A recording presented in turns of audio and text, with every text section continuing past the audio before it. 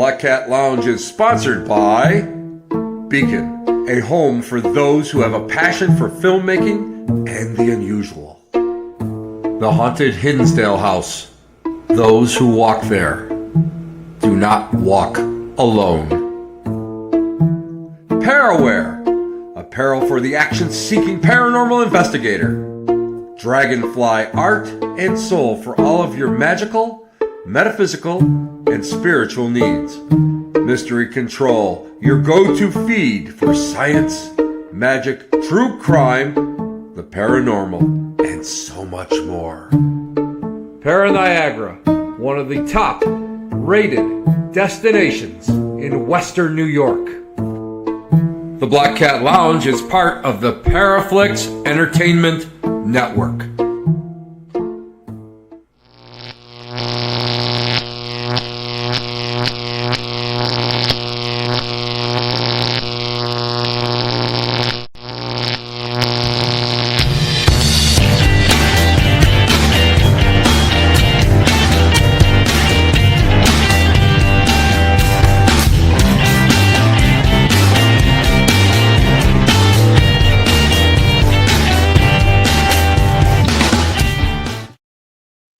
Everybody, Tim Shaw here. Welcome to the Black Cat Lounge. I am so thrilled that you're here today. I am not even just thrilled. I am ecstatic. I am bombacious. I am so happy that you are here with us today. Why? Because we have a great guest. We have a fantastic guest. First, though, I have to wish somebody that's in our chat room.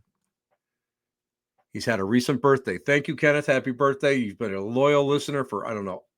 You know what? I think, Kenneth, you and I both had hair when you started listening to the Black Cat Lounge, which is amazing to me, Kenneth, amazing to me. But I just want to go, hello, Fred, hello. I wanted to go and show you guys. Now, you guys all know my little sister, Marla, out of California. Marla Brooks is an author, and she's been a radio personality for many, many years, and she's written so many great craft books, traditional books. This is her latest, Magic for All Seasons, a Grismore for the Wheel of the Year. And it's really a great book. I just got my copy, but you know what makes this even better? Let me just bring this up here. Oh, look at this chapter right here. Whoop. Can you guys see it? The Ancient Art of Scrying by Tim Shaw. That's right.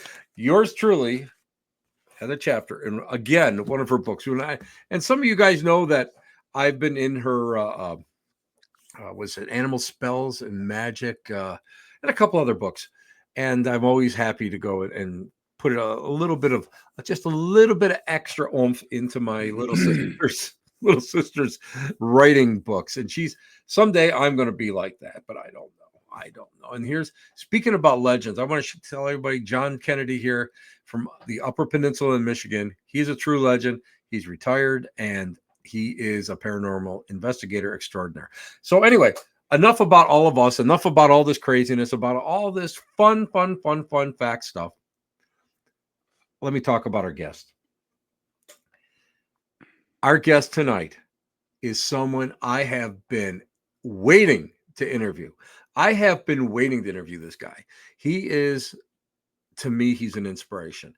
I love his work. I love everything he does. He is somebody that, I mean, really, if you're going to go and if I was to go and have a lineup and put all these different people out there that I would say inspire me, this guy does, because his work is next to none. And we're going to talk about some of his stuff. Anyway, he's a vodcaster, media personality. He is the host of EVP Explorations, and he has a website of that name, and it is fantastic. Fantastic. And I just told him off the air, he puts me to shame. This website makes me look terrible. Anyway, it's a great thing. He's a mentor to everyone who believes in the ability of spirit to contact us through electronic means. And I was able to go and I was able to read his latest book, which I absolutely love. And he is the author of The Haunted Voice. I'm telling you, it's phenomenal. So guys, ladies and gentlemen, boys and girls, children of all ages, come closer. Come closer for one thin dime. No, this is a freebie, guys. Freebie. Let me introduce our guest tonight, Mr. EVP himself, the master, the one and only Mr. Todd Bates. Todd, how are you, Hey, my friend? So good to see my you. goodness, what an intro, man. That was awesome. Thank you so much. That was Well, cool. hey, you know what, dude? I got to tell you what. You know, I love watching your shows. I Thank learn you. so much from your shows. Thank you. Your website. Anybody that wants to know anything, it's like, it's just not about EVPs. I'm over there and I'm looking at this. It's got dowsing. It's got this. It's got that. I'm, and they're free. You don't have to pay anything for them. Uh, It's amazing. And I think it's just gives you, it's a credit to you that you are that passionate about this subject, brother. And to me, I can't think of anybody else that I want to talk to about the collection of EVPs, about, I want to pick your brain and I'm going to, and I hope you don't Please. mind. But first of all, guys, listen, I'm here. I'm Tim Shaw. I'm here. I know this guy over here looks just like me. Mirror image. I know he looks just like me, but that's Todd. He's wearing a black shirt. I've got so I had a black shirt on. I had to go and change. I got a gray shirt. So this way you guys can actually know. Todd, when I was reading your book, and I mean I sit there, and I make bunches. I'm one of these people that makes 1,001 notes for all of my guests. Yeah, But yeah. I want to know what they're all about. I got to know if they're the real deal or not. I always got to make sure that uh, my guests always know that I have that vested interest in them and their work. And I got to tell you what, reading your book, I love the way it started because I can see a lot of my Todd. I lived through disco. Okay, bouncer. I was a bouncer. So, let's just we'll just put the past right there, lay it on the line there, Yeah, and I've had my little bits of my little bits of mischief. I'll just say mischief. We don't want to get any further than that. But you know what? Would you tell? It's sort of like I have to say to everybody that it's very important to get everybody's backstory because in the most incredible because in the beginning I just wanted to go and talk to Todd and talk about EVPs and talk shop. But when I read his book, I said, "Oh my God, there's so much more to the yeah. story." So, Todd, if you would please, just you can give us the Cliff Notes version Sure. if you want. But why? I mean, I thought it was fascinating why and how you started actually like kind of hearing stuff, but it was a result of something else. So I'd appreciate if you went and you would help everybody out and tell them this story because to me, it is a credit to you. It's a credit to you. Well, I mean, to really sum everything up and how everything started, I was completely skeptical. My first book, The Haunted Voice from Seeker, from Skeptic to Seeker of the Other Side, you learn of the skepticism, more of the skepticism side of what I went into. And with the new book, The Haunted Voice Life After, which comes out this Halloween, by the way, the book portrays more of life after what happened to me. Um, I had a very terrible incident happen for most. For me, I think it was a salvation. Actually, it was a reckoning, if you would. It was an awakening. Um, I had worked corrections for several years and was extorted by a group of inmates. You guys will read all about it. And they put my family in danger. Keep in mind, I'm extremely skeptical back then of anything. Didn't have any notion of this whatsoever. Um, with that being said, long story short, I end up on the other side of the bars myself, and I served time in prison for what I did, which you're more than welcome to read about. Um, while in there, while in there, a person, and I thought I was going crazy, folks. I really did. I claim to be to this day as sensitive as a brick. I really claim to be that.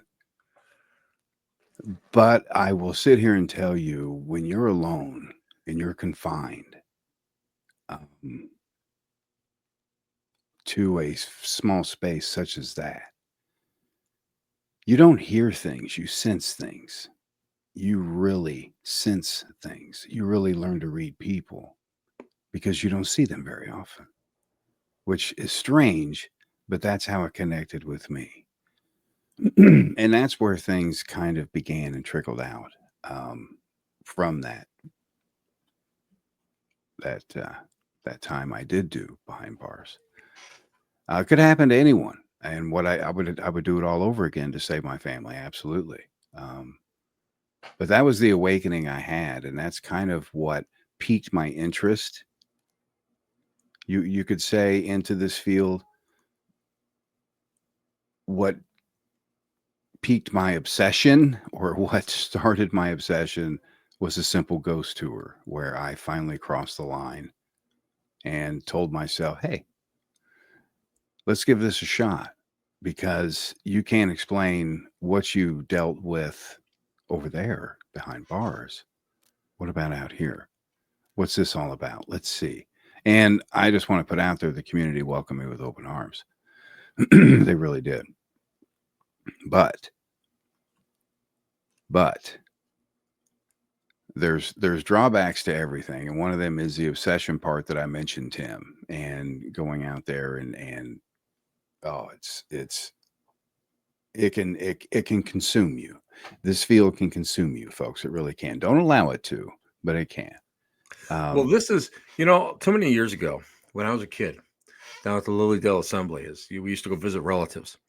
There was an old guy there, and I always joke he's probably younger. He was probably younger then than I am now. But he looked down at me and he said to me, because we were sitting, because you couldn't sit on the porch of the Maplewood Hotel yeah. during season because that was reserved. And he looked down at me and he said, "What you're learning here is to be an addition to your life, not to be your life." And by that, he meant to say, even spiritualism, even becoming a medium, a psychic, or whatever you want to call it, you can't let this go and become the obsession. This can't be your life. It's supposed to be meant. It's like all religions. It's supposed to be meant as an addition to Hmm. your life, Hmm. Yes. fulfillment, but not your life. And you know as well as I do that so many people are out there, and becomes an all-encompassing obsession. Yeah. Yeah, it does. What really turned it was capturing my first EVP, which was a horse of all things on the planet, a horse. Um, and I couldn't figure out why I didn't hear it first, why I captured it, why I didn't hear it. Um, and with that, it began to snowball because I had that curiosity. Okay, there's something out there. Something is going on. I'm sensing something is going on. My gut's telling me something is going on out there. So I scoured the internet, which back then there was hardly anything. You had a few to choose from, some forums and things, chat rooms and such. Email was the biggest thing. And that's when I came into contact with Sarah Wilson Estep. Oh my God, I love that woman. May she rest in peace. And she was an amazing mentor to me. It's taught me so much about electronic voice phenomena, communication, consistency, scheduling, so many different things that you have to Mm-hmm. do with these sessions. It's not just running out there with a recorder and simply, hey, what's your name? No, it doesn't work that way. Exactly. Not at all. Not at all. There's so much involved with it. So much that I had no choice, Tim. I had to regurgitate what was in here and what has been packed in here over the years. I had no choice. It was filling my mind. And it was from all the years of mistakes and Mm-hmm. bumps and coulda, shoulda, wouldas. And all of those have been corrected, and I had to rid my mind of it. Well, in 2004, I wrote a study guide back in 2004, and it was a PDF. It was passed around emails all over the place. Some people still have it. And yes, Kenneth, that is an amazing book. Oh, oh, that book talks. That It book does. It speaks. does. Yeah. Um, and with just with the whole start of it, getting into it, I just want to stress to you folks, getting into this field, if you want to get into this field, get into it for the right reasons. Get educated. You Oh, you you yes. know, like I said, these things store in your mind, they fill, and you just the education is free that I offer over there on the website. It is free of charge to anybody that wants to use it. It has been put together from that study guide in 2004. It has been modernized. I went through, modernized a few things. It goes all the way from Paranormal 101 to 103, EVP 101 to 103. Now, there are text lessons over there. You do have to read them, folks.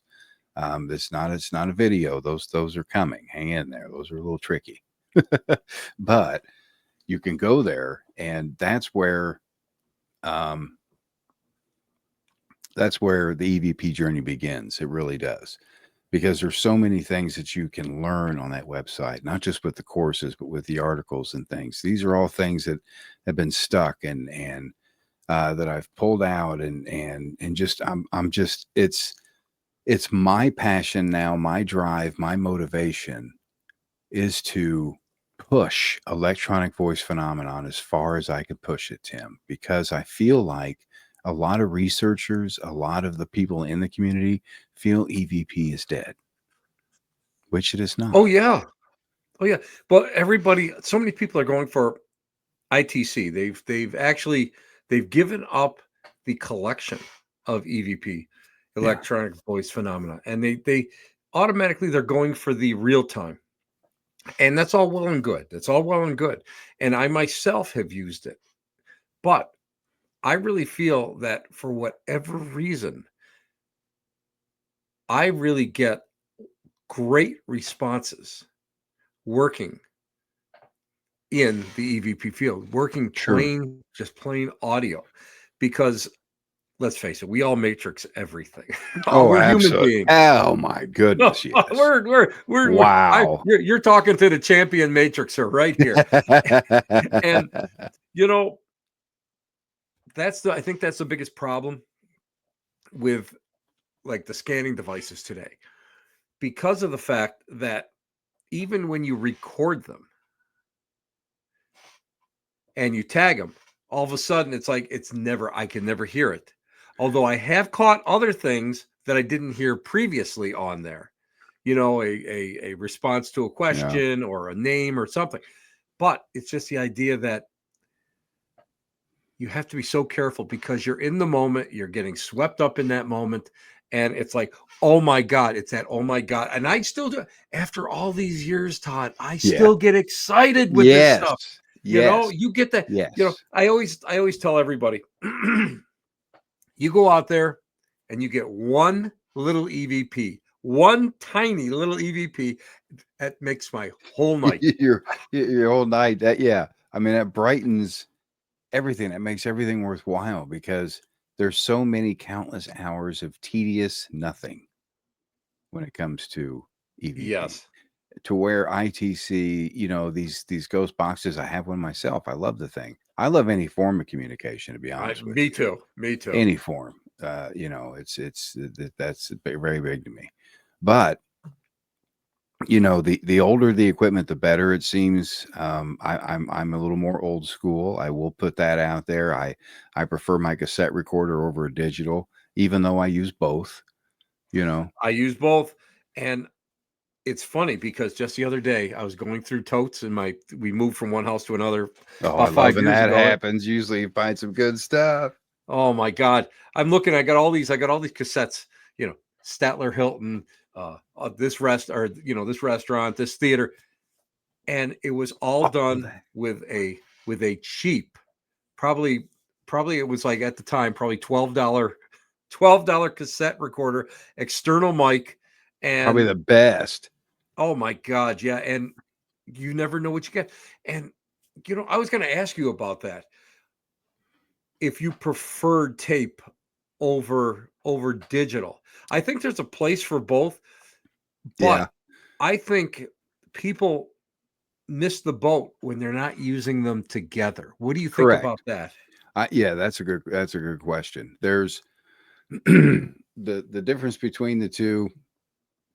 Of course, one of the major ones is cost. Mhm. The cassette tapes are expensive now. You could pick them. You can find them in secondhand stores. Sherry found my cassette recorder. It came with probably 5 or 6 high bias cassette tapes, never been open. Can't beat Wow. it. You know, Wow. in a secondhand store. So keep an eye out for places like that. But using the magnetic tape, I've had this idea, theory, if you will, stuck in my head for years that they use some kind of magnetism, or it's whatever they use to attach themselves to these devices is something extremely natural, very natural and Mhm. simplistic. I think it's very simplistic. Yes, I And agree. we are complicating it. We are simply complicating it. I think it's a lot more defined than what we think it is. I'm sure there may be some complications to it. However, I think it's a simple process. I don't know if it's magnetism, static electricity, perhaps how they attach themselves to the tape. If they do that at all, if it even involves the tape, does it involve the microphone? We don't know. That how do they communicate? I mean, I've tried in the past so many times, Tim. I've done experiments, excuse me, where I have actually cut the microphone cable in the recorder so it wouldn't Right. record, to see if there was some kind of magnetism, some kind of static energy that they perhaps used. I never had any luck with it. Never had any luck with it. And it was tried in several very active locations. Very active locations. Each time that was performed in there. They were done. I also performed it with different noises: white noise, pink noise, different noises, green noise. All these different noises were used to enhance the area. And the problem with doing so, that I learned, that you'll see in some of the courses, less is more. Less is more. Yes. For Yes. I I charged the Sally House, for example. I lit that place up with static energy, and it ran everybody out. I think even the ghosts themselves ran out. Everybody got out of the house. It was just so thick, Tim. It was, Yep. and you can feel it. You know that tension when you Yep. walk. Oh, yeah. You can Oh, just, yeah. so we went across the street to the Glick and stayed there for a while. But the difference between the two, to get back to your question, I prefer analog over it. I think you capture less on an analog device, but they are more profound. They are more prominent. Yeah. They're better quality. I think the quality's there, and I think that I've been able to catch not just a single word, or Mhm. it's like, I won't now, again, I won't say a sentence, but I will say a string A where we're string of getting words. maybe 2 or 3 different words out there. And to me, and when you said less is more, I remember starting off and we were using Jacob's ladders. We were going Oh, out there and yeah. getting old beer, and we're getting old beer signs. So we're using the Yeah. transformer. I mean, listen, dude, you're you're out there doing all that old experimental stuff like I was. The old beer signs, and we're making it looked like something out of Frankenstein's House of Horror. And we were just charging those rooms and charging everything.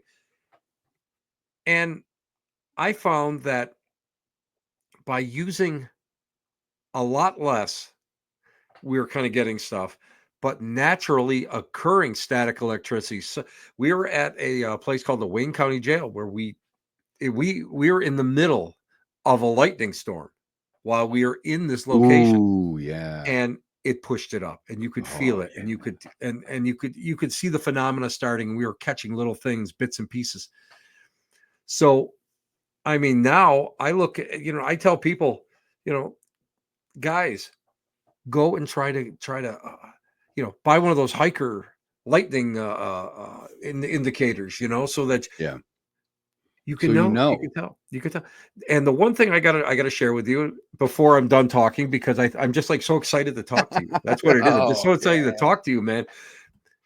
When we were filming up at Fort Niagara for the old Ghost Lab series with the Kling brothers, they were using data sets.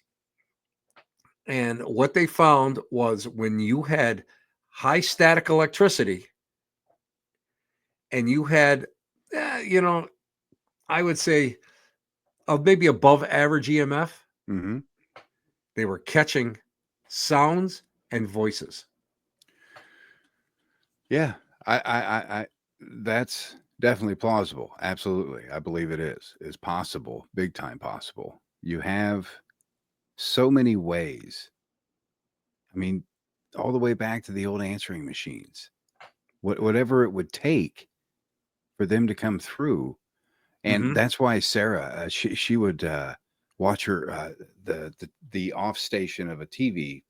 That ITC. I'm not too fluent with ITC, but she would watch the television static, Right. and Right. things would appear in there when she would communicate with them. So there's so many different ways they can communicate and manipulate our world. It seems there's too many documented cases for it not to happen. And Exactly. What drives me up the wall, Todd, is that we all have to be skeptical. We sure, all have to be skeptical. And I mean, my religion and my belief system is that of a believer, but you can't be a true believer all the time. You have to be skeptical of what comes through and what you're capturing. But I think the biggest problem is when people come down and you get that amazing Randy effect where it's like all or nothing.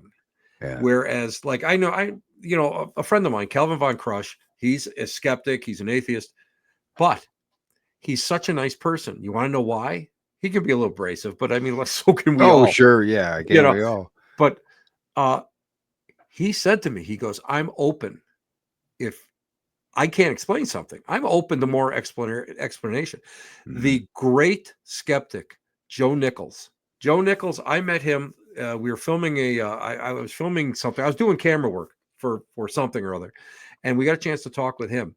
And he said to me, as a magician and as a skeptic, if you will go and show me something that I can't explain and I can't figure it out, I'm gonna kind of be tempted to believe it.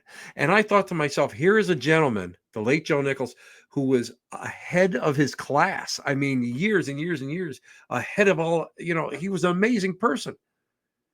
But if he says that, then the whole amazing Randy effect, where everything is hogwash, that's Yeah, ridiculous. So you can't have absolutes on each side. Again, it goes back to obsessions and and belief systems. that's correct. I mean, yeah, I mean, well said. And a lot don't understand that when they get into this on how confusing it can be like Oh, it that. is. Well, Um, a lot of people are looking for the thrill ride, and that's sure. I think that's the thing that kind of gives us all a black eye is the thrill ride, whereas some of us are really serious about it, and I Mhm. think that's where people kind of miss the boat. Well, let's talk. Our guest today is the amazing, the effervescent, the iridescent, the mirror image of me, the handsome man, Todd Bates I from love it. EVP Explorations. Now, guys, now, I gotta ask you questions. To me, this is second nature, but to so many people out there, it's not. Okay, let's talk about gear. Let's talk about gear. Okay. I I am an I'm a guy that goes on eBay and buys the cheapest, oldest recorders that I can find. I don't pay over $15 for any recorder ever. Nope. Nope. I started off way back when I bought a brand new Sony digital. I went to I went to Waverly and Waverly Nice. Tuberculosis Hospital. So I'm up there. I was up there 4 times, and the one time it was like just off the hook. And I bought this new recorder, and I got this. Where a friend of mine and I were talking, and I got this recording that said "Don't touch me," Ooh. and it was really amazing. It was really an amazing thing. But that was a brand new recorder. I had paid a decent buck for it. You know what, Todd? I've never gotten anything on that one Not a ever. damn thing, right? Never again. No. And now it's ancient. Now it's ancient. But it's probably 20 years old now.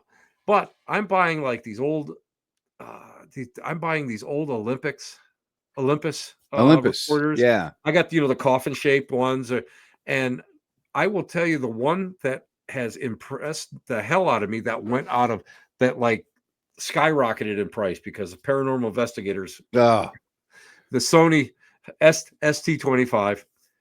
I have two of them. I sent to Japan for one. That's how much I love this thing, wow. and it's consistent. I It's thought you were going to consistent. talk about the DR60. You know what? The DR60 is okay, It's but okay. I mean, it's okay. It's okay. I mean, Yeah, but yeah. I'm gonna tell you the truth. I can't justify paying the No, sir. price for it when you can go and get probably just the same amount of captures. And a lot of the and now a friend of mine has a 60 down in Virginia, and I heard his, and you know what? It's really kind of crisp. What he gets is kind of crisp. Hmm. Hmm.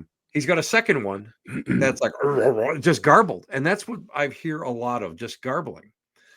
And Yeah. for me, I really feel that a lot of it is like the old mediumship, uh, the way old mediums would go and work with their own tools, the spirit trumpet and the slates and all that. They would put them underneath their bed to attune themselves. Oh, wow. So let me ask you this: Wow. the old theory, the more you use a single piece, or let's say like what we do, we go and we'll use two recorders. The more you use those recorders, do you think somehow do you attune to those recorders and you actually become part of the antennas, the antenna work that is bringing that in? Absolutely. Oh, Absolutely. I'm so thrilled that you said that because you're the very first person that has ever agreed with me on that one. I completely agree with you, and the reason is because I am slowly getting in touch with my intuitive self, and that when you uh, goodness, when you step into this, especially the field of EVP, and you grab your first recorder, don't just walk up and say, "Hey, I want this Tascam because it's supposed to be the best." Well, it probably sucks, folks. So don't choose your equipment like that. Go with your gut. Think about it. Exactly. Exactly. Align with it. I'm telling you, I'm telling you, and trust me, you I was the biggest I was skeptical of skeptics. Okay? It was so bad. Take it from me. Use your intuition. It really does work. You get better results. And you develop it's almost and I know this is gonna sound crazy because these things are machines, Hmm. but you develop relationships with them, folks. You really do. They take care of you, you take care of them. And you have that relationship with your equipment, you're good to go. You're good to It's go. amazing. It's Mhm. amazing. I'm a firm believer in. I've got probably eight, and I take that back. I got 10 recorders, That's and better. I love using them. But there are two that I use consistently. Now, out of all the recorders, these two are the ones that I consistently will get some kind of reaction to them. The other ones, once in a while, you'll pick something up. And my little group of friends, we counted, I think, 26 or 30 recorders between all of us. And Yeah. we've all been using them. But it's amazing that because people don't get that. And Todd, Todd, people, tell people, just tell them again, don't buy top of the line. Let And me again, let me I explain love, why. Let me okay, explain why. okay. Let me explain, and I'm not saying you get what you pay for, folks, or anything like that, because you really don't when it comes to the paranormal field. You really No, you don't. don't. You get what you get. That's it. Okay, you That's get it. what you get. Yes. And use common sense. Don't because you see an advertisement or you see something flash across TikTok, it's the next greatest ghost gadget. It's not. What is are the fundamental things, the staples we used to use. We used to use these folks all the time. Digital recorders, cassette recorders, ghost boxes. These are tools that we use in the field to communicate because that's why we're here, right? I mean, that's why I do this. That's what motivates me is because I am hell bent on finding out just a tad because I'm 52. Punk. I knew something was coming. I'm 52, but I'm getting close, and I want to have some kind of insight before I go, and I'm not going to stop until I do. And if that leads me to the end, it leads me to the end. But that curiosity motivates me to do this. And that's what should motivate you as a paranormal investigator and researcher out there is that motivation Yes. that we're searching for life after death, folks. Period. End of sentence. Life after death. Is there something after we die? And that question has been skipped and just thrown over here and pushed to the wayside lately. But if there's so many great minds in this community, in this field, Tim, so many great minds. And if we were to put them all together, bam. Yeah. Oh, we may screw up and figure something out. I mean, goodness. It's sad. It really is. Well, a big problem that I see, and I see this through all the generations. There's no one generation, there's no one field. People lose their childlike sense of curiosity. Mhm.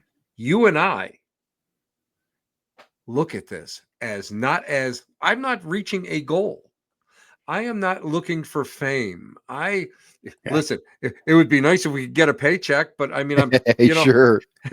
yeah. Let's face it, Todd. The last paycheck I got two cheeseburgers and a Coke. Yeah, you're done. I'm full now. That was it. I think I had to go and I had to go in my wallet and pick up a couple bucks too on top of it. But what's amazing is that people have lost that childlike Yeah. sense of Yeah. curiosity And it's and important. adventure. And I think that is what somehow I think that now again, being a child of reality TV and have worked on it, I feel that a lot of reality TV has done a disservice Yeah.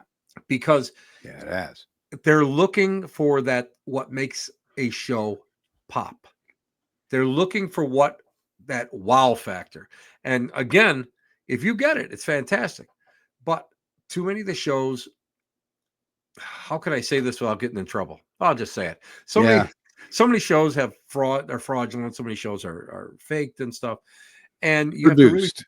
yeah, they're overproduced. Mhm. And, I mean, I don't know, more times than less that producers have said to either me or other people, the paranormal, but I know how to produce a good show. And that is where I think we're getting screwed over Yeah, because big we are time. not, yeah, because The shows are being used for the wrong reason, I exactly. feel. But let's face it, commercials and sponsors will not pay for people sitting in the dark, individual, listening to each other fart or have their stomach growl. And that's Amen to that. It all comes down to the Benjamins. exactly. It So does.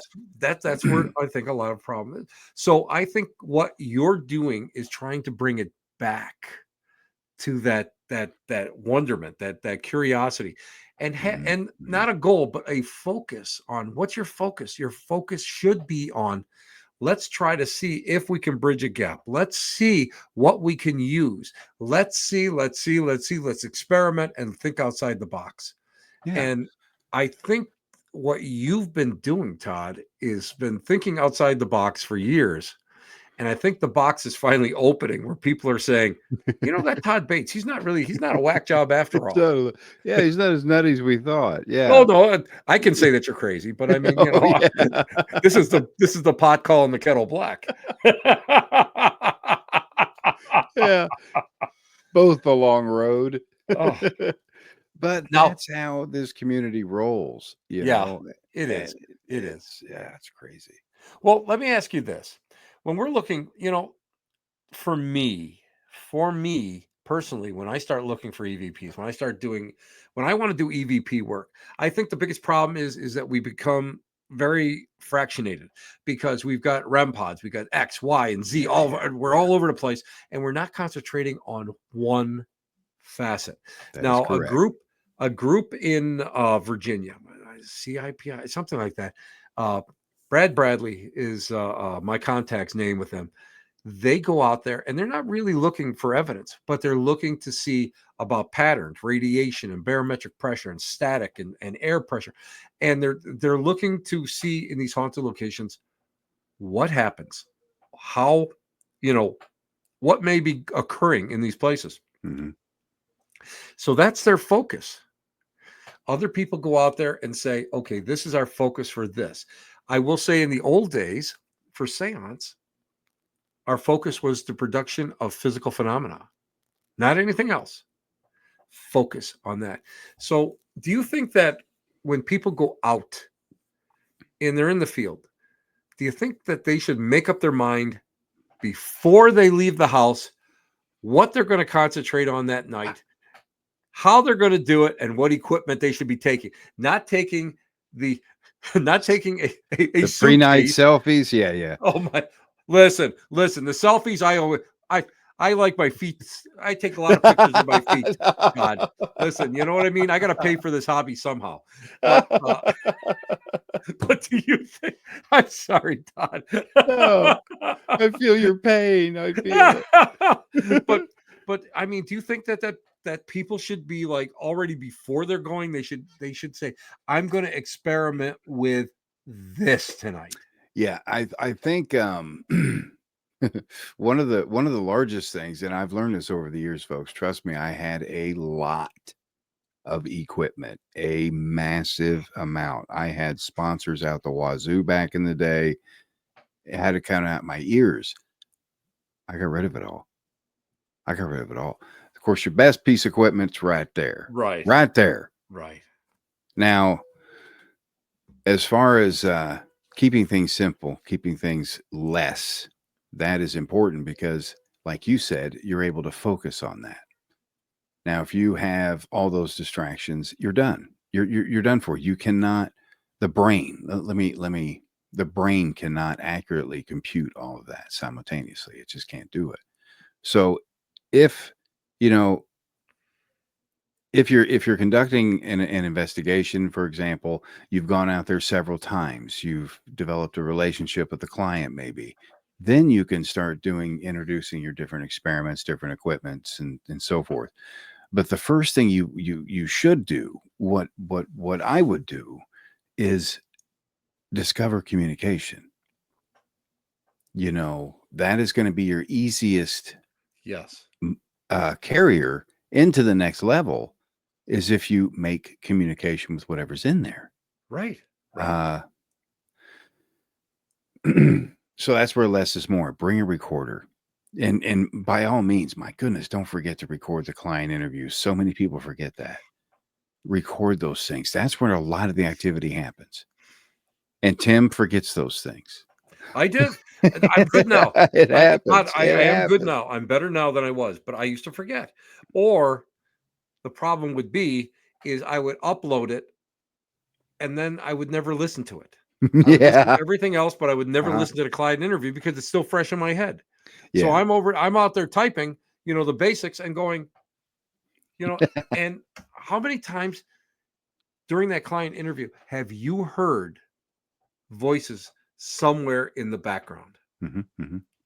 It's normally it's almost as if, that's when if they're gonna make themselves known to the investigator, that's normally when they do it. It's during the client interview, I've learned. That's where a lot of them that I've captured have been captured, is during the interview process. It's because you are interacting with the energy of that client, and that's just, that could be, they could be worried, they could be stressed, they could be, hey, are these people here to get rid of me? So it's, Right. yeah. But And that's exactly it. And you know what? And the other thing is that I have found as a I hate to call myself a spirit medium. I really do. Because Mhm. I listen, I'm just a putz from Western New York. That's what I am. Yeah, you're more than that. Oh yeah, no, that's what I am.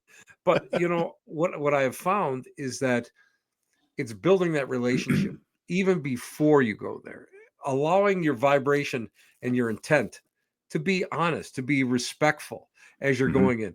Now, mhm. that's a little different from going and recreate. I don't provoke, but I mean, we do recreate things Sure, sure.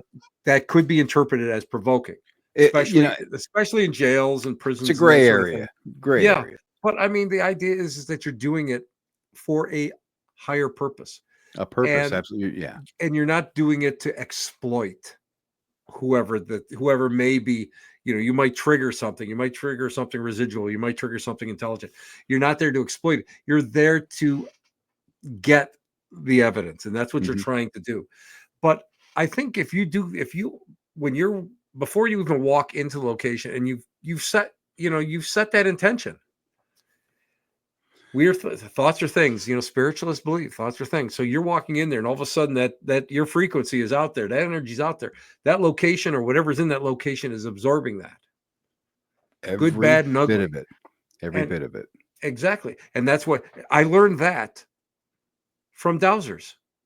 I learned that from people that taught me how to dowse. And they said, hey, if you come in there with a shitty attitude, what do you think they're going to do? They ain't going to pay attention to you. They don't like you. But Nope, if you you're walk done. in there, yeah, you walk in there, and you're happy and you introduce yourself and everything, they will respond. Yep.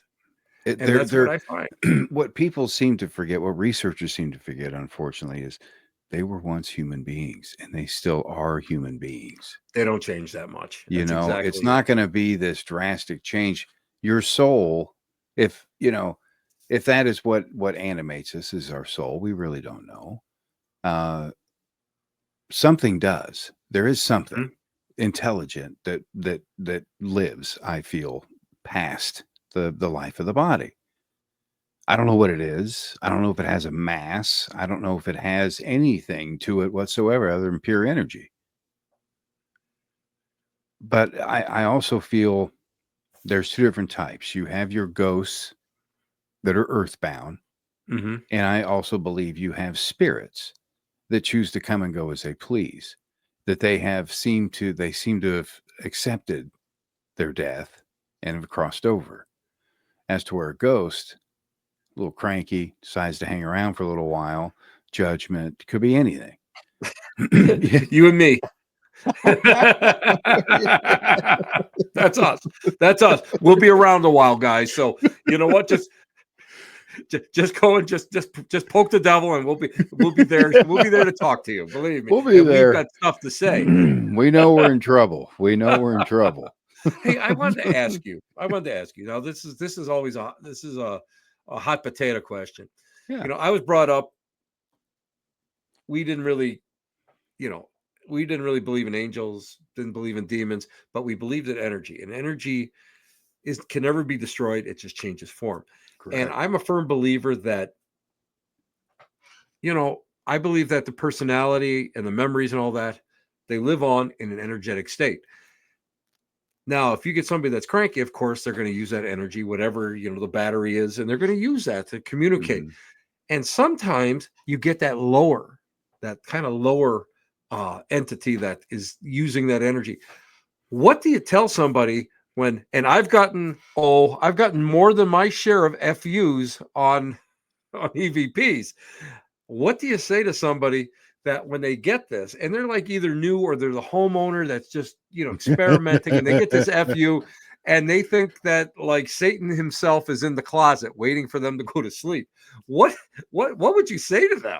Because I know how I have to handle it. I mean, it's nine, I always hauntings. 90% bookwork and education, 10% boots on the ground, When you when you have a situation like that, and it does come across, um, one came across on an investigation years ago. The individual was a little off. It was a little off to begin with. Mhm. You get those sometimes. Right, Um, right. but the uh, the investigation started. It was he wasn't like crazy crazy, but the guy was a little toasty. So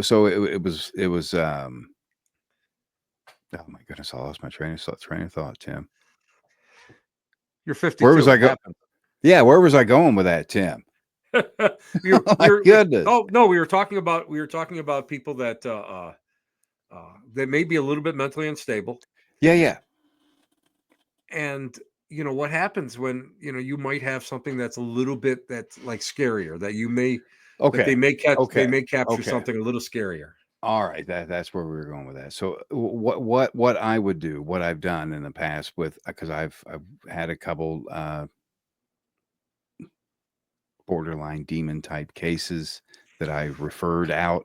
Uh, Hmm. referred out, folks. First and foremost, if it's something you feel you cannot handle, refer that out to someone that can. Keep asking till you find help for that client. Don't just dump them and leave them for crying out Exactly. Yep.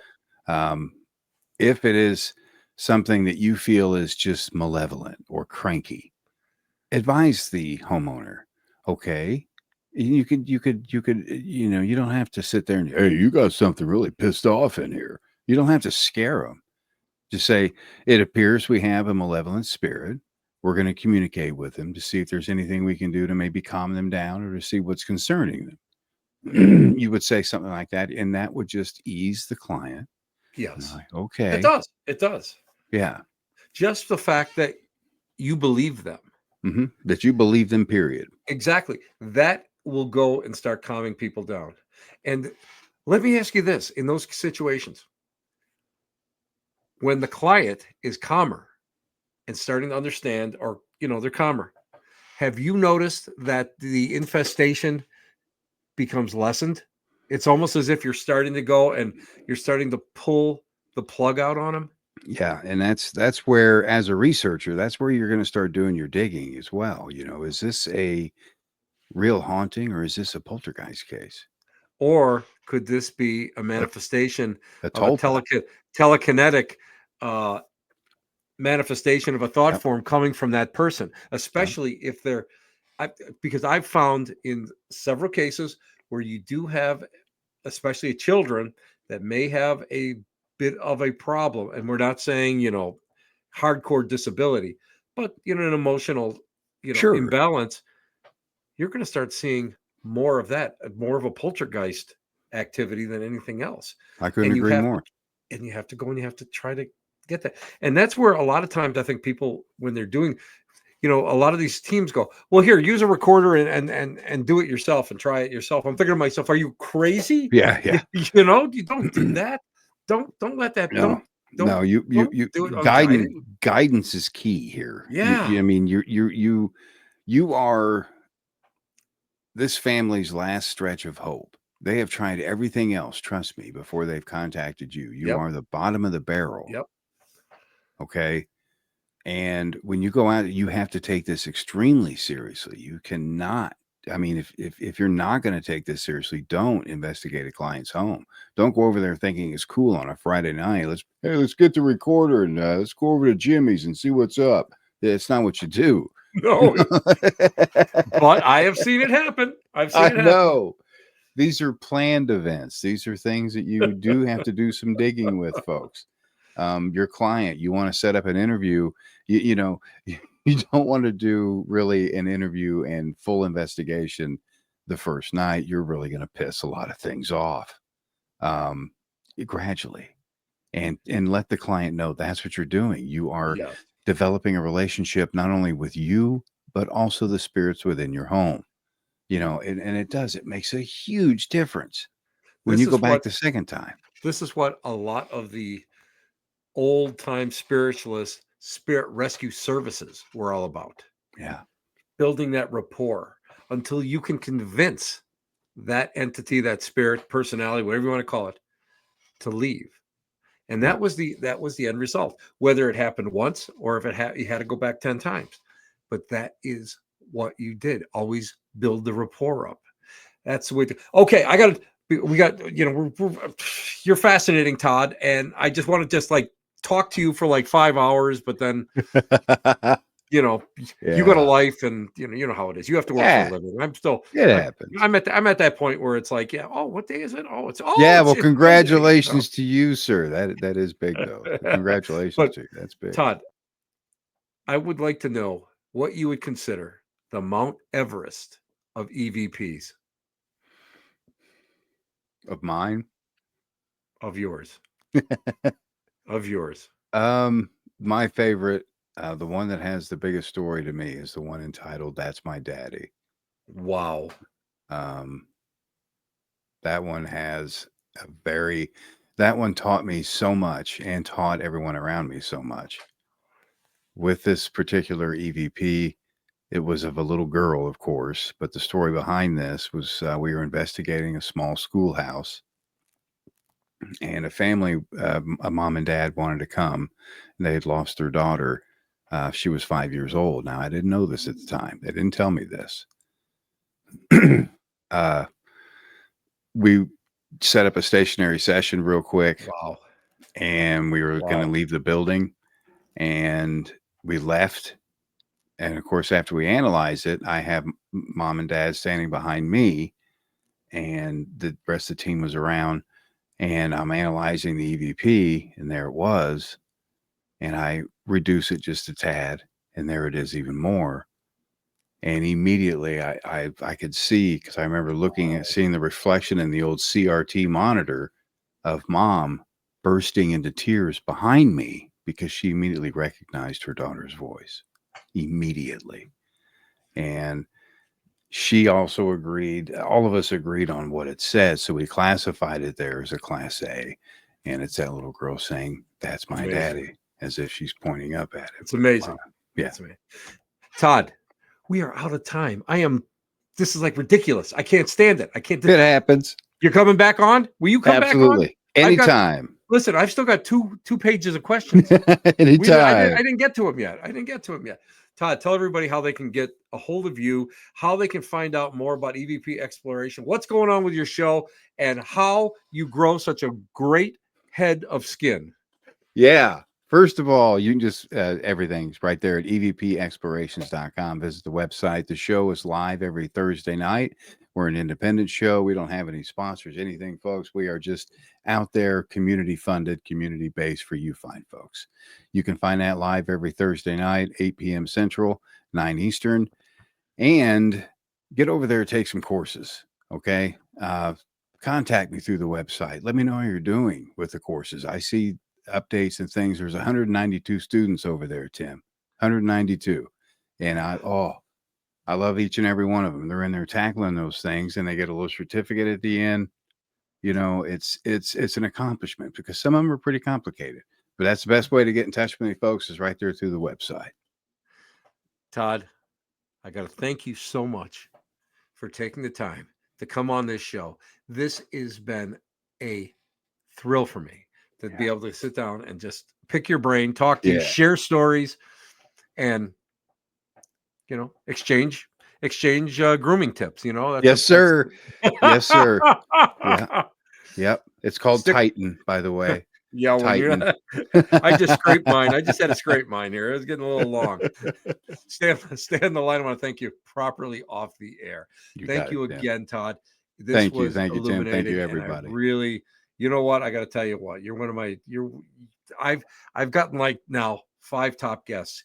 You just made the top 5. So Oh, you're you're gonna make me cry, Oh, Tim. don't Oh don't don't be man. weeping uncontrollably because then they'll be like forcing you to be on disability and get Social Security. But we'll talk about that another day. Okay, stay on the line. Stay on the line, Todd. God, guys, Todd Bates is he's I'm telling you, he's the king. He's the king of EVPs. I love him. He's great, but he is so giving when it comes to this equipment and all of his classes. This is all important. This is stuff that people don't really understand. That you know, he's out there working hard to share. And that's what we should be doing. We should be out there, first of all, finding that curiosity, finding the adventure of what we're doing, and sharing what we are working with. Let's just go out there and understand that there are right ways and then there are not so right ways of doing things. Yeah. Guys, Tim Shaw, we're here every Tuesday night. Where else? At the Black Cat Lounge, where the elite meet next to the dumpster transfer station. Guys, take care. I think Todd liked that one. Take care, guys. Ciao, babies. Bye-bye.